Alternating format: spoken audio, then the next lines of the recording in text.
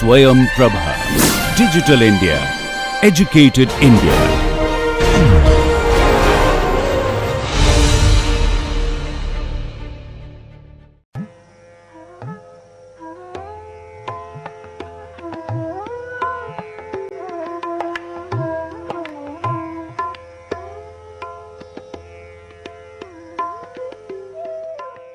Good morning.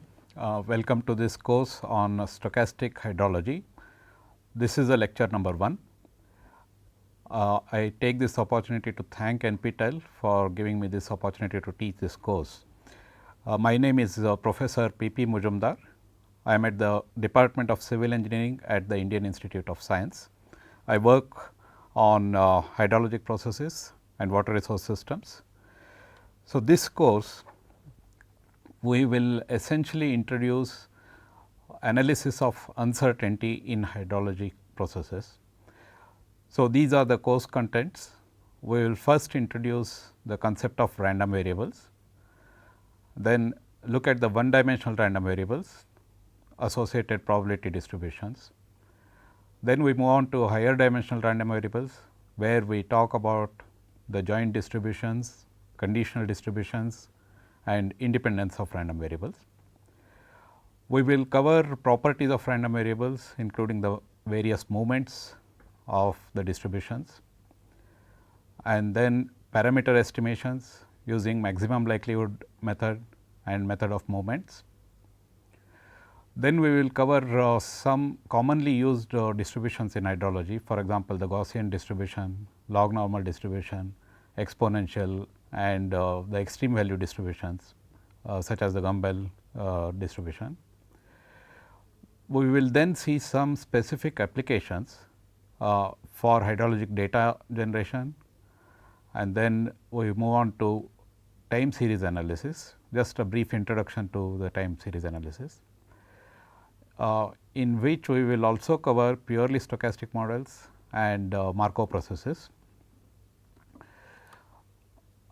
Then we will introduce analysis in the frequency domain, specifically the spectral analysis using spectral density and autocorrelation and partial autocorrelation. We will cover in this course some specific time series models called the ARMA and ARIMA models, autoregressive moving average models and autoregressive integrated moving average models. In this we will introduce the Box-Jenkins models, specifically covering methodologies for model identification, parameter estimation, calibration and validation, simulation of hydrologic time series as examples, and applications to hydrologic data generation and forecasting. As I mentioned, the broad aim of this course is to introduce to the students the various uncertainty concepts that are used in hydrology. So, I would expect that the students would have a background on physical hydrology. So, the various physical processes that are involved in hydrology, I expect the students to know, and it is desirable, but not essential, that the students also have some preliminary background on probability and statistics, especially the set theory and so on, which we will assume that the students have enough background. In this particular lecture, the first lecture, we will introduce the various components of water resource systems where uncertainties exist and the importance of stochastic hydrology in making decisions, both design decisions as well as operational decisions in water resources systems. So, we will start with the reference books that may be of use to the students. We will be specifically using the classical C.T. Hahn book, Statistical Methods in Hydrology, then Brass and Iturbe, Random Functions and Hydrology, Clark, Statistical Models in Hydrology, then Evgevich, Probability and Statistics in Hydrology, and Ang and Tang, probabilistic concepts in engineering, planning and design. We will look at a typical water resource system, where there is a continuous interaction among large number of hydrologic variables. For example, you are seeing here a reservoir. This has a catchment, its own catchment, and in the catchment the rainfall that occurs within this catchment contributes to the stream flow, and the stream flow adds to the storage in the reservoir. Then there is a regulated flow from the reservoir, which goes as downstream flow in the stream. At the reservoir itself, the water is being used for irrigated agriculture, and from the irrigated area there is a evapotranspiration that is taking place. From the reservoir storage, there is a evaporation that is taking place, apart from other losses such as infiltration, seepage and such other things. We are using the water also for hydropower generation, and we are using this storage also for flood control. If there is a flood, we use this storage as a flood absorption storage.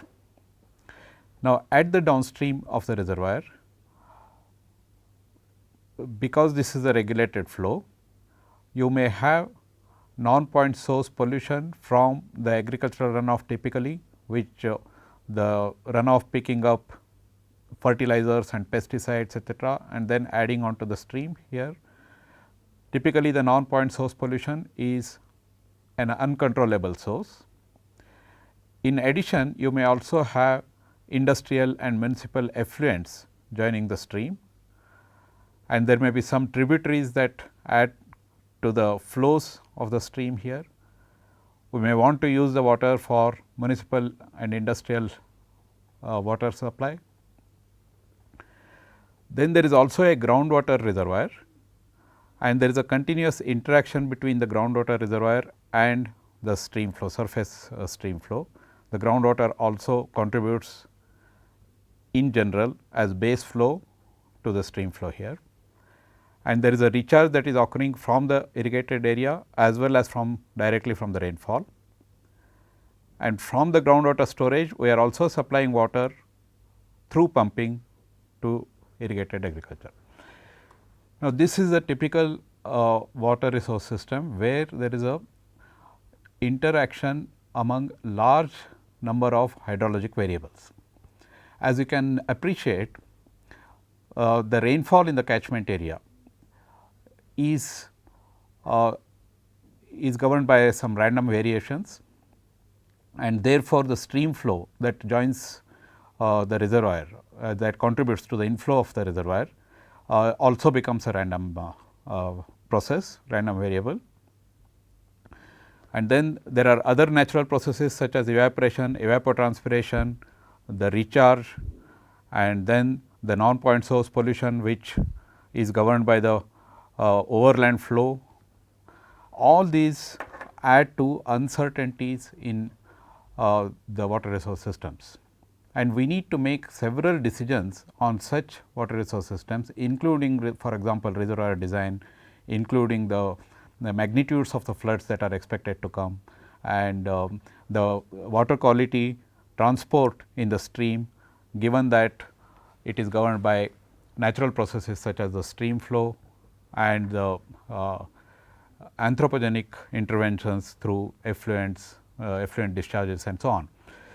Now, because of these uncertainties, we need to evolve methodologies through which we address these uncertainties and make several decisions on water resource systems in the face of these uncertainties. And the basic aim of this course on the stochastic hydrology is to introduce such methodologies that are useful in addressing uncertainties in the hydrologic processes.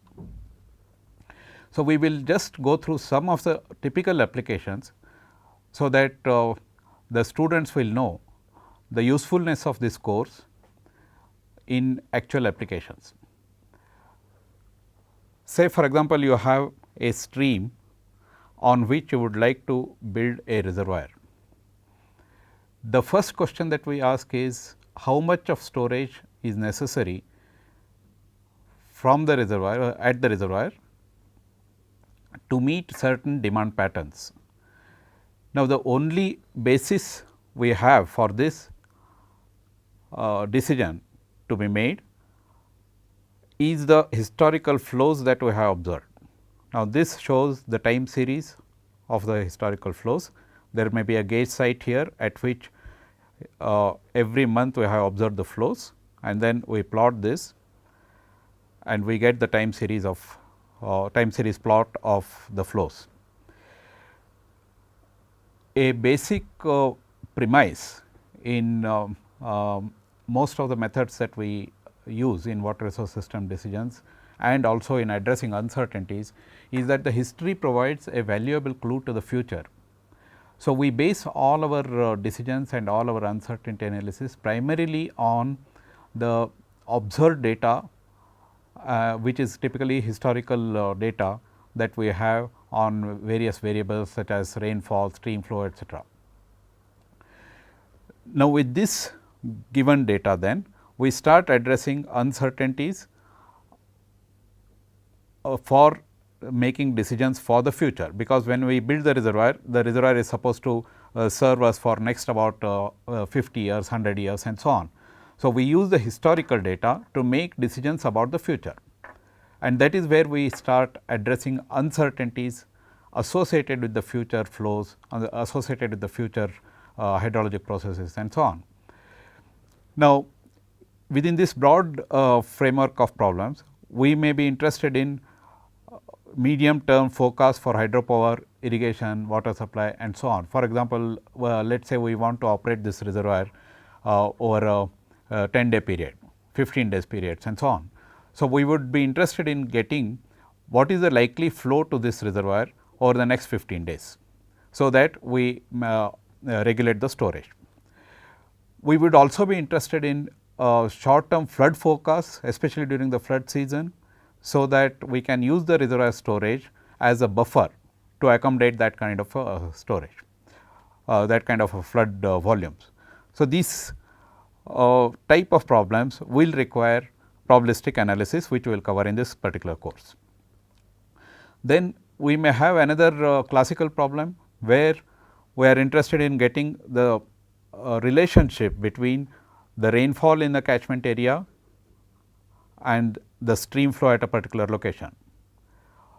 So, specifically we may be interested in obtaining rainfall runoff relationships, so that we can use the rainfall data to predict the stream flow at a particular site. Now, this is a classical hydrologic application, where we use methods of probabilistic analysis to generate such relationships. Then we have a important problem where these methods will be useful.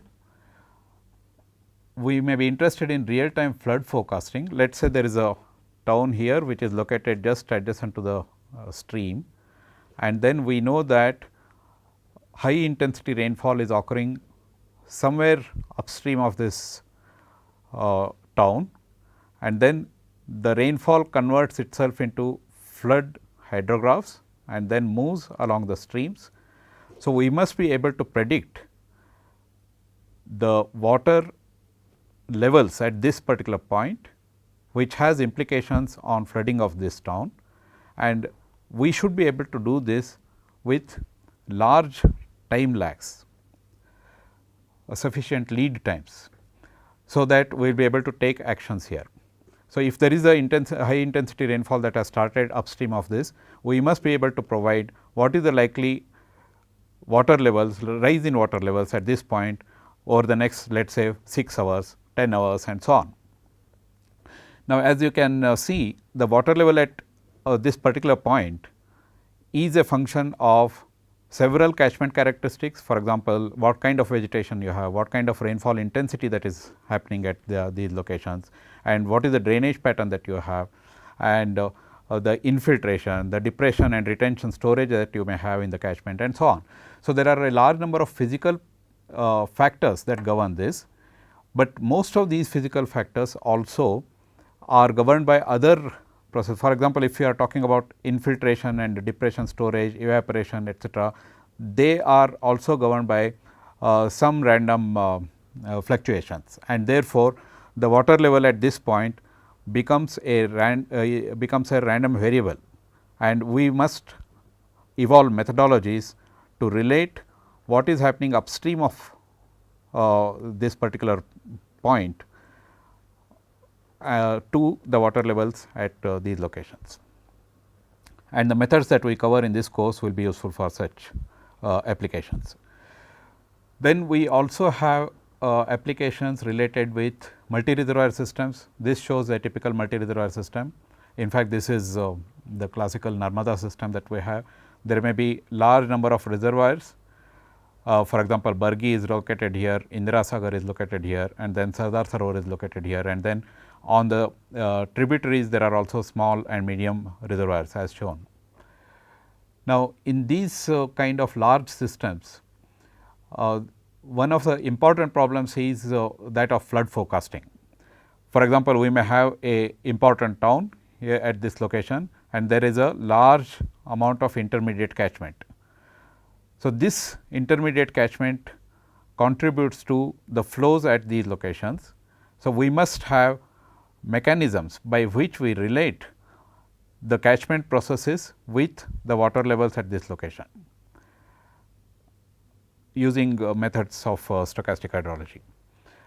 Then we also look at the long term operation of this system, entire system, so that the system becomes sustainable in some sense in terms of its ability to meet the demands, in terms of its ability to retain the environmental integrity, hydrologic integrity, and so on. So, we are essentially looking at how the system is likely to perform in future, given that it has certain inputs, observed inputs over the past. Let us say we have observed data at observed flow data at several of these locations for the last about 50 years. Then we use how we use this last 50 years data to make decisions about the future is the scope of this particular course. In such situations, we ask the questions: how reliable is the system? That is, we have the observed data, and then we are making predictions on how reliable will be this system in terms of its ability to meet the demands. It is not just the demands in terms of the quantity of water supplied, but also in terms of the quality of the water that is available. So, the first question that we would ask is, how often does the system fail to deliver? So, it is a measure of the failure of the system. In fact, reliability and risk are related with each other. Then how resilient is the system in terms of its ability to recover from a failure once a failure occurs. So, we will be looking at questions such as how quickly can the system recover from failure once it is known that the system has gone into a failure state. Then what is the effect of the failure itself? So, we address the vulnerability of the system. Let us say that a failure occurs in terms of, let us say, its inability to protect against certain magnitudes of floods. Then what are the implications? What are the physical losses that you suffer because of such a failure? Or you are interested in hydropower production at a particular reservoir, and because of the flows being not adequate or the head being not adequate because of low storages, the system fails to deliver, and then what is the deficit hydropower that you have at that particular location, and so on. So, the reliability concerns itself with the ability to meet the demands, the resiliency concerns itself with the capacity of the system to recover from failure once the failure occurs, and the vulnerability deals itself with the effect of the failure once the failure occurs. Now, these questions, these important questions, we should be able to answer using the methodologies that we develop in this particular course. Then another classical problem, especially in drought prone countries like ours is the one related with conjunctive use of surface and groundwater, where you have a surface reservoir here and then you also have a groundwater aquifer. You would like to meet the demands at an irrigated area, the agricultural demands at an irrigated area by using water from surface source as well as from the groundwater source. Now, the groundwater source itself is governed by the aquifer characteristics, and there is also a recharge that is taking place from the canals as well as from the rainfall, and there is also a recharge that is taking place from the water that is applied to the irrigated area. At the irrigated area, you have the actual evapotranspiration that is taking place. Then at the irrigated area, you also have the rainfall. Similarly, at the surface reservoir, this inflow is governed by the rainfall that is happening in the catchment. Then there is a regulated flow that goes downstream and so on. Now, this entire system, when you want to analyze and arrive at decisions, as you can see, there are large number of uncertainties associated with several variables. For example, the inflow itself is governed by the rainfall in the catchment area, which is an uncertain phenomenon, and then the actual evapotranspiration depends on large number of factors. For example, it depends on the soil moisture, it depends on the type of crop, it depends on the timing of crop growth stage and so on and so forth. Similarly, there is a rainfall that is occurring in the command area or the irrigated area, which itself is uncertain, and then the recharge is governed by a large number of uncertain parameters, the groundwater flow is governed by a large number of uncertain parameters and so on.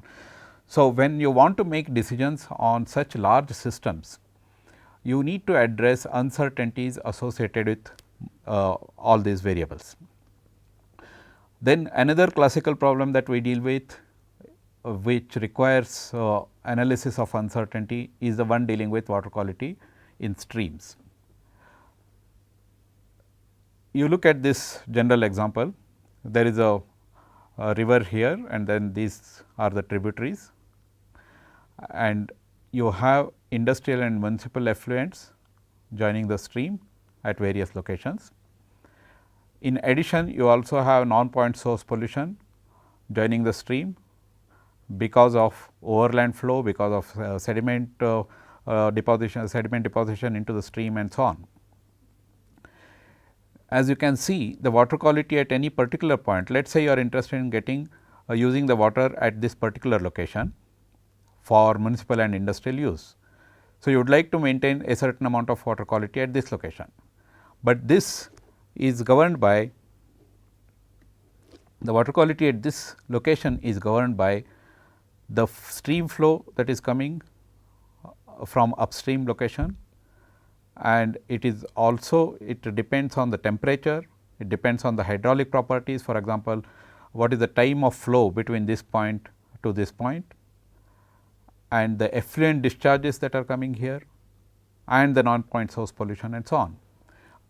In addition, there are also reaction rates, for example, the dissolved oxygen reaeration rates and decomposition rates and so on. Now, all these introduce uncertainties in decision making for water quality in streams. Then there are a large number of other problems that we will be interested in. For example, flood frequency analysis, we would be interested in return period of critical events.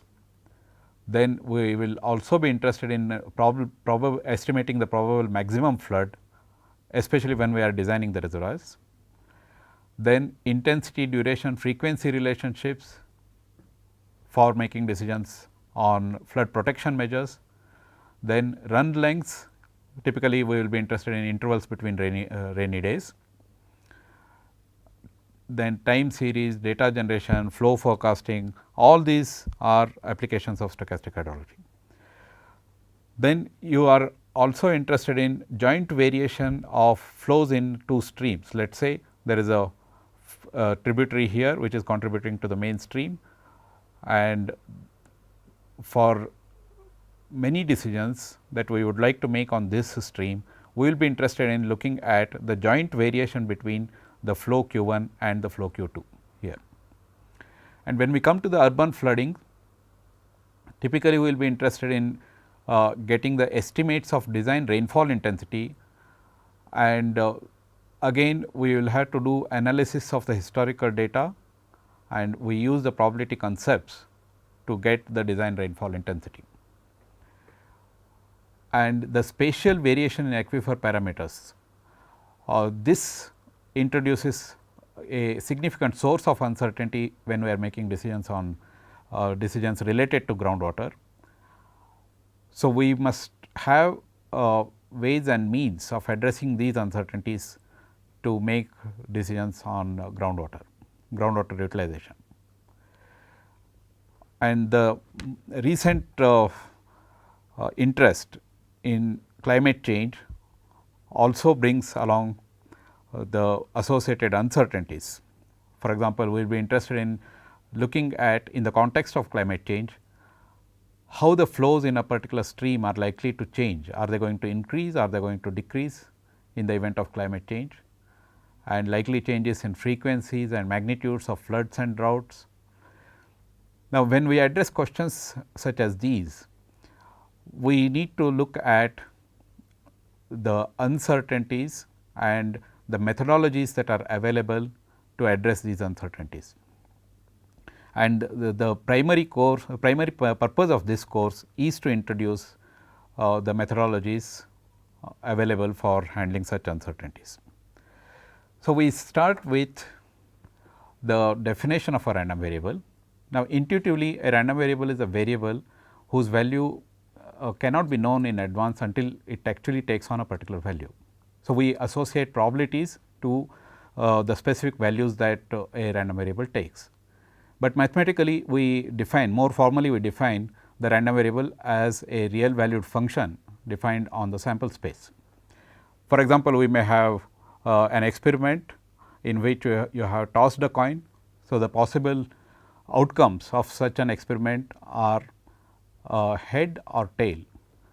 Now, therefore, this sample space may consist of H and T, head H for head and T for tail. Now, this we map it onto a map it through a real valued function, and then let us say we denote H by 1 and T by 0. So, y becomes a random variable. Y is the function that relates every element in the sample space to a real value. So, this is a formal definition. However, we will not be really concerned with this formal definition as we go into the hydrology, because most of the variables that we will be dealing with are in fact real valued variables directly. And this is called as the range space typically. So, from the sample space we map it onto the range space. So, if you look at the variables in hydrology, let us say rainfall in a given duration, this becomes a random variable, stream flow becomes a random variable, soil hydraulic properties, for example, permeability, porosity and other properties like storage coefficient and so on in the aquifers, these become random variables. Time between hydrologic events, let us say you are interested in time between floods of a given magnitude, this becomes a random variable.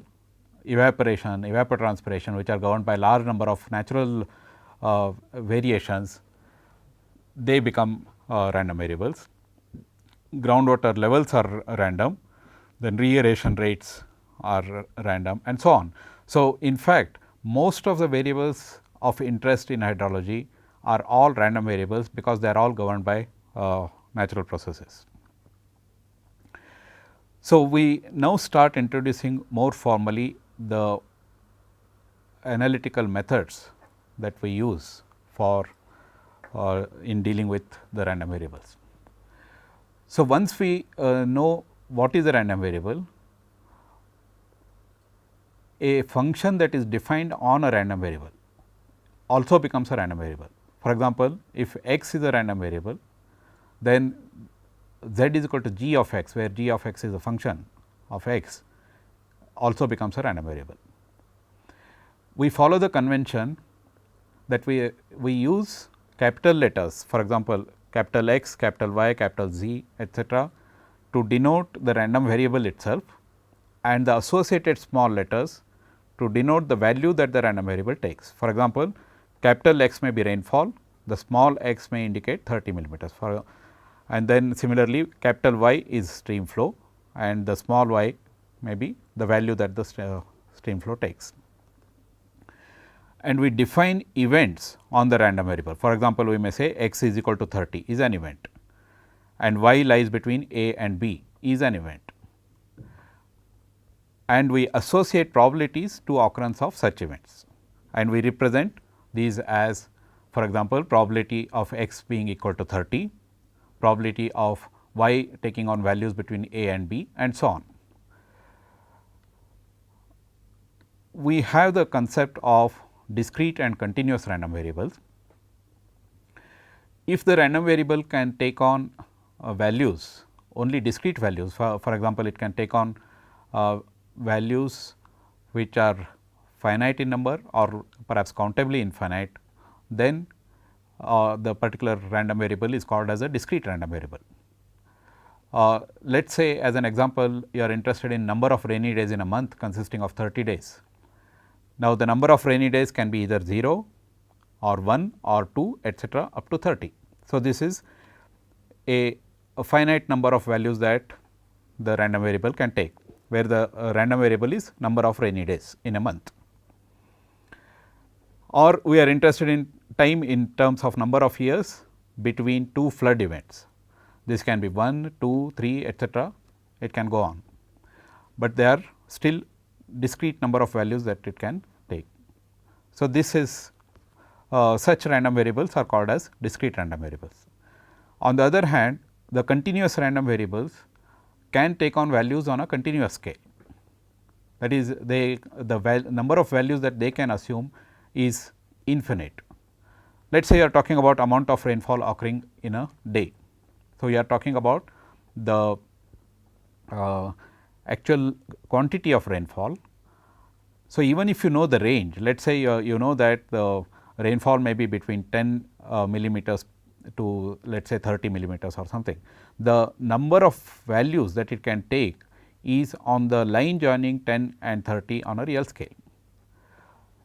So, it can virtually assume infinite number of values and stream flow during a period, flood peak over a particular threshold, temperature and so on. So, most of the variables where we are dealing with amounts or the quantities in hydrology, they all become continuous random variables. Once we know whether a random variable is a discrete random variable or continuous random variable, we start assigning the probabilities associated with these random variables, associated with the events on these random variables. In the case of discrete random variables, we denote the probability distribution by probability mass function. We call it as probability mass function, where the random variable x can take values, discrete values x 1, x 2, x 3 and so on up to x n. It can take values up to x n, and probability of x I is indicated on this axis. So, there is a finite probability of x being equal to x 1, x being equal to x 2, x being equal to x 3 and so on. Now, because x has to take at exactly one of these values, the sum of these probabilities is equal to 1. So, the probabilities are non-negative numbers and the sum of probabilities over all the possible values that the discrete value can take is equal to 1. So, we indicate probability of x I as probability of x is equal to x I in the case of discrete random variables. We also then talk about the cumulative distribution, where we are interested in probability of x, probability of the random variable taking on values less than or equal to a particular value. Let us say you are talking about probability of the random variable taking on a value less than or equal to x 3. So, this is probability that takes on value x 1 plus the probability that it takes on value x 2 plus the probability that it takes on value x 3, and more formally we write it as such. So, the capital F of x indicates the cumulative distribution function. In the case of discrete random variables, then say for example, we are interested in probability of x is equal to x I. If you know the cumulative distribution, it will be equal to f of x I minus f of x I minus 1. Look at this. For example, if you are looking at probability of x being equal to x 2, this is equal to this minus this.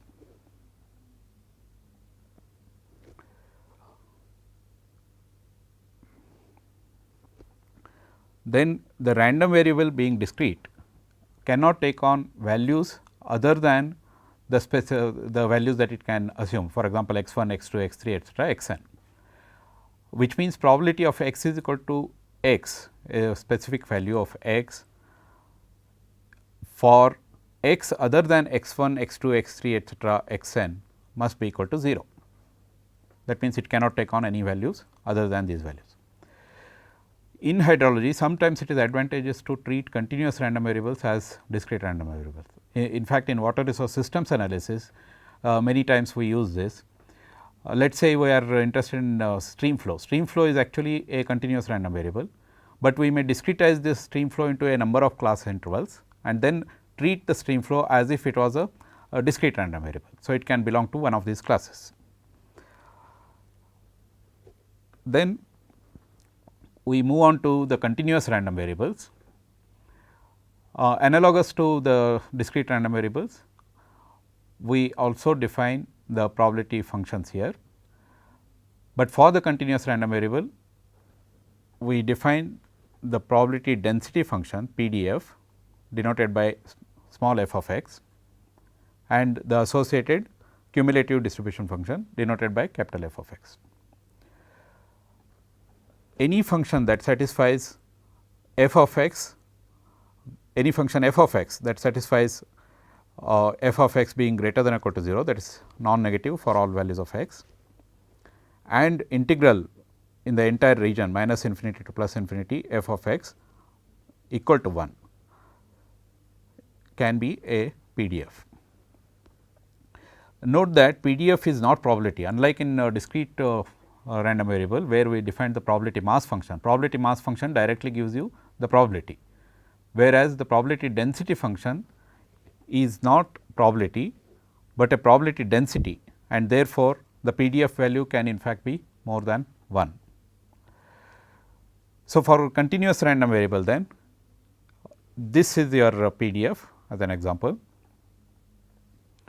and because this being a density, we talk about the probabilities of x taking on a value in a small range here dx, and this is how we get probability of x taking on a value between x and x plus delta x, x plus dx in this case, is the simply the area under this curve, area under PDF for this small strip here, and that is how we get f of x as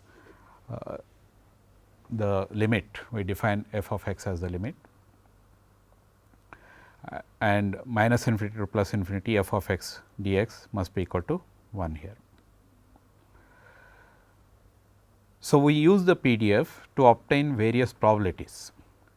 Let us say we are interested in getting the probability of x taking on values in a certain region between x 1 and x 2. So, we identify the region and then integrate the PDF over this region to obtain the associated probability. For example, probability of x taking on value between x 1 and x 2 is equal to integral x 1 to x 2 f of x dx. Similarly, we now come to the CDFs, which is defined by minus infinity to x. I am sorry, this is not written here. Let us say we will write CDF as probability of x being less than or equal to x let us say you are talking about the probability that x takes on a value less than or equal to a given value, specified value x 1. So, we identify the region over which x is less than or equal to x 1 and integrate the PDF over that. By the definition of the CDF directly gives you probability of x being less than or equal to x, and therefore, if you have the CDF, this value is directly equal to probability of x being less than or equal to x 1. Because CDF is a integral between minus infinity to x, given the CDF you should be also able to get the PDF by differentiating the CDF. This only reinforces what we just talked about. So, we are talking about probability of x being less than or equal to a, and from the CDF you can obtain this directly. So, minus infinity to a of f of x dx will give you this area. Now, for continuous random variables, you must remember that the probability of the random variable taking a value exactly equal to a specified value is 0. That is, what we are saying is probability of x being exactly equal to x is equal to 0, because as you can see, let us say probability of x is equal to d we are interested in. This we write it as probability of x being less than or equal to d and greater than or equal to d, which means you are integrating between d to d f of x dx, which has to be 0. However, in general, probability of x taking on a value in a small region x minus delta x to x plus delta x is in general not 0. Now, because probability of x is equal to a given number is equal to 0 for continuous random variables, we can use interchangeably less than or equal to and less than and equal to and greater than or equal to and greater than, as we have written here. For example, probability of x a less than or equal to x less than or equal to b is also equal to probability of a less than x less than b equal to probability of a less than or equal to x less than b, and so on.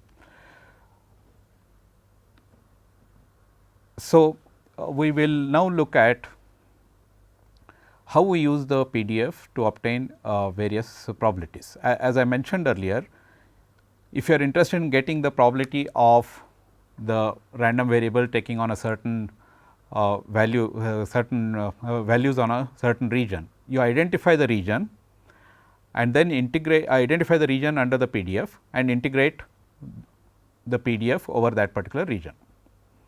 Let us say you are interested in probability of x being greater than or equal to a specified number.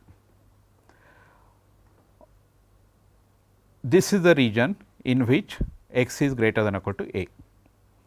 Now, because the total area under the PDF is 1, this region will also indicate 1 minus probability of x being less than or equal to a, which we will presently see. So, we write probability of x being greater than or equal to a as a to infinity, because we are talking about this region here, a to infinity f of x dx. So, you are integrating the PDF with respect to x over this region. Now, this I can write as this entire area minus infinity to plus infinity f of x dx minus the area up to this point, that is minus infinity to a f of x dx. Now, this area we know this integral is 1 by definition of PDF. So, this is 1 minus by definition of CDF, this is f of a, because the CDF is defined as f of x is equal to minus infinity to x integral minus infinity to x f of x dx. So, we write this as 1 minus f of a. What is f of a?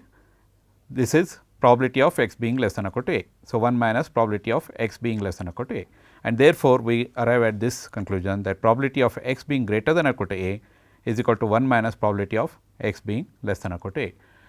This result is quite useful in many situations. Then we also have mixed distributions where we may have some finite probability associated with a specific value. Let us say x is equal to d, probability of x is equal to d is not 0. There is a finite probability associated with this. Then at other values other than x is equal to d, we may have continuous distributions. For example, we may be interested in probability distribution of rainfall during a day. Now, there is a finite probability associated with a day being a non-rainy day. That means, there is a probability of x being equal to 0, which is finite, and then when it does rain, that is x not equal to 0, the amount of rainfall may have a continuous distribution. So, these are called as mixed distributions. Now, in mixed distributions, for example, we are talking about there is a finite we are talking about x being equal to d being associated with a certain probability of x being equal to d. Then when x is not equal to d, there may be a continuous distribution f 1 of x for x less than d and f 2 of x for x greater than d. In such situations, the total probability that you get out of in the entire region here will be minus infinity to d, that is this area integral f 1 of x with respect to x, this is dx is missing there. Then plus probability of x is equal to d plus integral f 2 of x dx should be equal to 1. That means, the total probability must be equal to 1. So, in such a case, the cumulative distribution function will look something like this. So, for less than d, it goes up to this point, then there is a finite probability associated with x is equal to d. So, there is a jump here of delta f is equal to probability of x is equal to d. Then this is the cumulative distribution function associated with f 2 of x. So, the final value of the maximum value of this CDF will be equal to 1. Note that in this particular case, probability of x being less than d is not equal to probability of x being less than or equal to d, because there is a finite probability associated with the event x is equal to d. In the case of rainfall during a day, we may have probability of x being equal to 0, and then non-zero values may have a certain distribution of this type, and the associated probability cumulative distribution function will appear something like this. Again, f of 0 is equal to probability of x being less than or equal to 0 is equal to, in this particular case, probability of x is equal to 0. So, we have covered now the basic concepts of a random variable and the PDF and the CDF. Let us look at a few numerical examples, so that the concepts are driven home. Let us say we are talking about a PDF f of x is equal to a x square over the region 0 to 4, that is x taking on values between 0 and 4, and it is 0 elsewhere. First, let us determine the constant a, so that f of x becomes a PDF. Remember that for x to be f of x to be PDF, first of all it has to be non-negative, and then the integral over minus infinity to plus infinity of f of x with respect to the variable x should be equal to 1. So, we will integrate this a x square dx over the entire region between 0 to 4, and then we arrive at a is equal to 3 by 64, and therefore, we get f of x is equal to 3 x square by 64 here for this particular region. Then we can determine the CDF. The capital F of x is the CDF. So, minus infinity to x f of x dx, which is between 0 to x f of x dx, we integrate that and then get the CDF. So, CDF is defined as x cube by 64 over this range. Once we know the CDF, we should be able to talk about various probabilities. For example, we may be interested in probability of x being less than or equal to 3, and by definition of f of x, we write this as f of 3, which will be 3 cube by 64, which is 27 by 64. Then we may be interested in probability of x being less than or equal to 4, which is f of 4. This should be 1, because x varies between 0 and 4, as you can see from the definition of the PDF. Your x varies between 0 and 4, and therefore, f of 4, capital F of 4 must be equal to 1. And let us say we are interested in probability of x taking on values between 1 and 3. This we write it as f of 3 minus f of 1. This is from the result earlier we obtained, probability of x lying between a and b is equal to f of b minus f of a, and this comes out to be 26 by 64. Let us say we are interested in probability of x taking on a value beyond the range of values for which f of x is defined. Let us say probability of x being greater than or equal to 6. This we write it as 1 minus probability of x being less than or equal to 6, which is 1 minus infinity to we come up to 0, then 0 to 4 and 4 to 6. Now, from minus infinity to 0, because f of x is 0 there, you get a 0 there, and 0 to 4 you are covering the entire region of the entire range of the random variable, and therefore, this integral should be equal to 1. Then from 4 to 6 your f of x is 0 again, and therefore, this is 0, and therefore, the probability of x taking on a value beyond the range in which the PDF is specified is equal to 0. We will quickly see another example problem, where your f of x is defined as 1 by 5 e to the power minus x by 5 for x greater than 0. We will derive the CDF for this, then we will also check the probability that x lies between 3 and 5, and we will determine the value of x such that probability of x is less than or equal to x is equal to 0.5, and similarly probability of x being greater than or equal to x is equal to 0.75. So, CDF we will go with minus infinity to x, integral of minus infinity to x f of x dx. We get from this 1 by 5 e to the power minus x by 5 dx. So, this will be minus e to the power minus x by 5 0 to x. Therefore, we get f of x is equal to 1 minus e to the power minus x by 5. Once we know f of x, we should be able to talk about probabilities such as this. Probability of x, this is a capital X here, x taking on values between 3 and 5. So, this will be equal to f of 5 minus f of 3, that is equal to 0.18. Then we look at what is that value of x for which probability of x being less than or equal to x is equal to 0.5. So, probability of x being less than or equal to x is nothing but our CDF. So, 1 minus e to the power minus x by 5, this will be equal to 0.5, and that turns out to be x is equal to 3.5. Similarly, for probability of x being greater than or equal to x equal to 0.75, we write this as x being greater, probability of x being greater than or equal to x is equal to 1 minus probability of x being less than or equal to x, this is equal to 0.75, and 1 minus this is your CDF. So, this should be equal to 0.75, from which we get x is equal to 1.44. So, in summary then, we have in the first class looked at the various applications of stochastic hydrology, and we have introduced the concept of random variables.